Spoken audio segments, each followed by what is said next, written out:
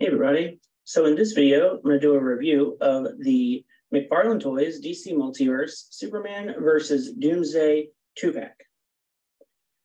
So I pre-ordered this on the Target website and it just arrived today.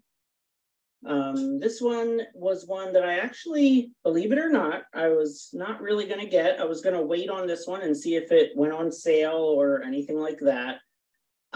Even though I am a huge Superman fan and I get pretty much any sort of Death of Superman or Doomsday related items or action figures, this one, I don't know. I feel like this Doomsday, it's more kind of like the Injustice Doomsday a little bit.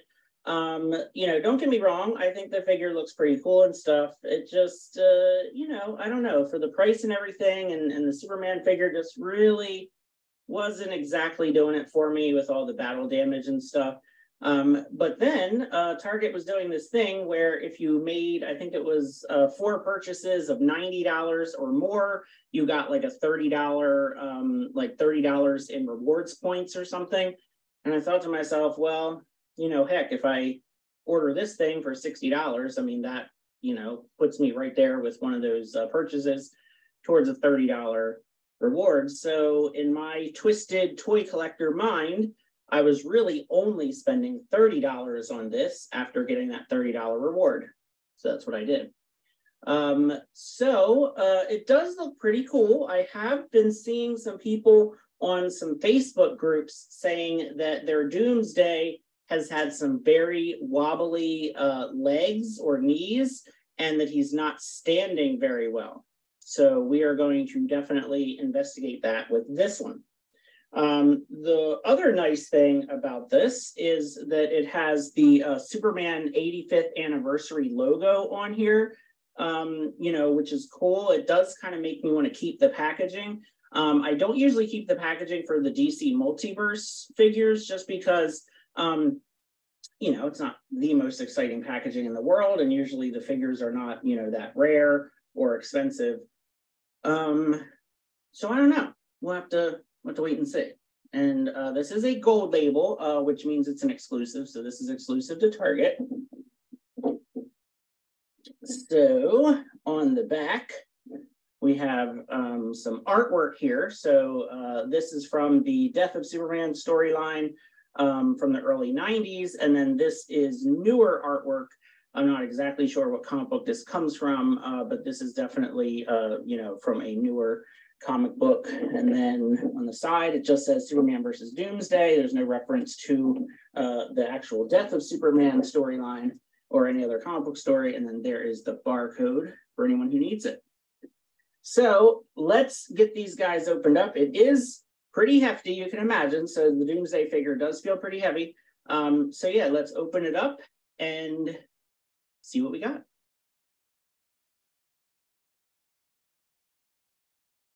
All right, and we are back. We have got Superman and Doomsday out of the packaging.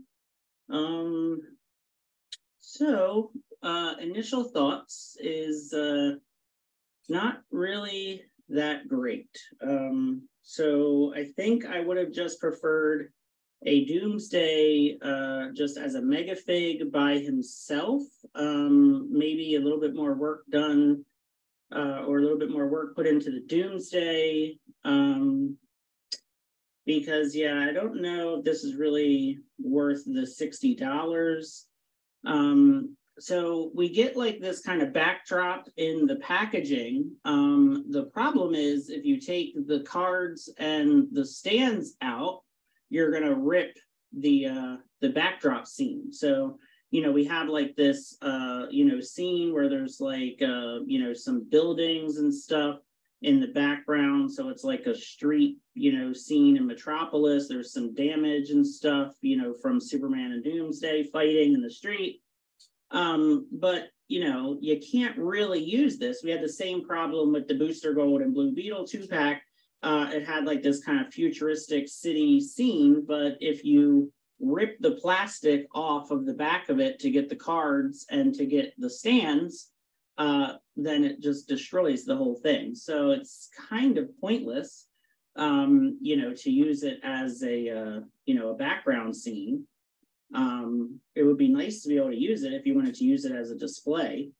The Superman figure is just a repaint of the same old Superman body that we've gotten, for years now. It's the same old ankle joints and wrist joints that don't look so good and they don't work so good. Had a little bit of trouble standing up the Superman figure because of the old ankle joints. He does come with flying hands, so that's nice. We do get the extra hands, which you can use with other figures, which is nice. The head sculpt, obviously, we've got, kind of the angry, battered Superman. He's got some blood here and there. You've got some battle damage on the suit, some scratches, some tears. Obviously, the cape is all ripped up. This is just a reused cape from, I think, Bizarro. The basic body we've been getting for a while. Like I said, I mean, the ankles are really probably what bother me the most. These old kind of ball ankles. Same with the wrist.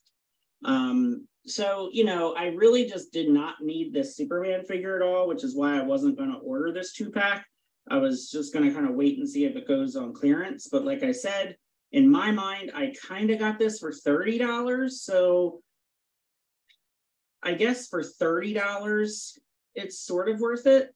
I'm just a little kind of disappointed in this 2-pack overall. And then you can see just kind of, I mean, you already saw it. I don't know if I'm gonna be able to get him to stand up again. There we go. So you can see the scale, the height difference between Superman and Doomsday. I feel like it's pretty good. I feel like, if you're gonna go 7-inch scale, then this Doomsday should be bigger. We're gonna do some comparisons here in a minute. But yeah, so this is just a repainted Superman figure. You kind of, take it for what it is. Obviously, the star of the show is the Doomsday figure. Now, overall, it's okay. I feel like, though, compared to some of the other mega figs that we've gotten, more recently, like the Calabac and the Mongol, I feel like maybe some steps backwards. Like I said, some people have been complaining about, the hips and the knees in particular, and they are, pretty loose. Like if you kind of give them a shake, you can kind of feel the wonkiness in the hips, and then definitely in this ball joint shoulder, it's just, it's really loose. Like it kind of feels like it's going to pop out. So not crazy about that. The waist and the diaphragm also feel really loose, and you get kind of that gappage in there. It's not horrible, but it's not great. The diaper piece is pretty soft. Like, look, you can so I have a feeling there's not really anything there. Like if you push into his butt, it's like there's nothing there. So I don't know what's down in there. I'm assuming there's just nothing. But it's weird because the knee joint is not where his knee is. Like there's his knee, but the knee joint is below that. So it's kind of weird. And then we don't get a boot cut, but this turns. And I think maybe that's part of the reason why it feels so loose, because when you turn this, it just feels really loose. And then the ankles just feel kind of wonky too. Like it's almost like it's not straight or something. Like when you try to turn the ankle, the foot goes at a weird angle. It just doesn't feel right. And it has kind of a ratchet when you do that, but it's really tight and it feels kind of brittle. So I don't know exactly how they put this guy together, but he does not feel like some of the other mega figs. He doesn't feel just as good as Calabac and Mongol. He doesn't feel as big, as hefty, and as stable as them, which is weird because it's Doomsday. Doomsday should definitely be just bigger and thicker than Mongol and Calabac. That's just how I feel. One thing that's cool that I do appreciate is the jaw is articulated. So the jaw is on the hinge. Not that Doomsday talks, but you can at least like have his mouth open. I mean, that's cool. I think that's nice. But I think his head is a little bit too small. He's got kind of that what was it, like the Abomination from like that old Hulk movie. I don't know. I feel like his head is too tiny. And I feel like, like the hair, he could just use a little bit more paint, like a little bit more detail for the hair. Like the hair just it gets kind of lost in the rest of just the bone. But, the mouth being hinged is a nice touch.